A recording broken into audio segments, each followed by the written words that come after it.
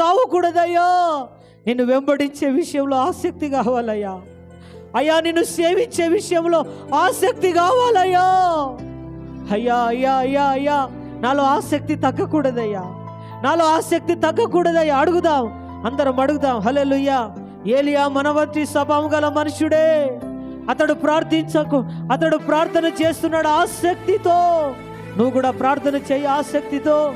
దేవుడు ఏ స్థితినైనా నీ చరిత్రను మారుస్తాడు, నీ మారాను మధురంగా మారుస్తాడు, నీ కన్నిటిని నాట్యముగా మారుస్తాడు.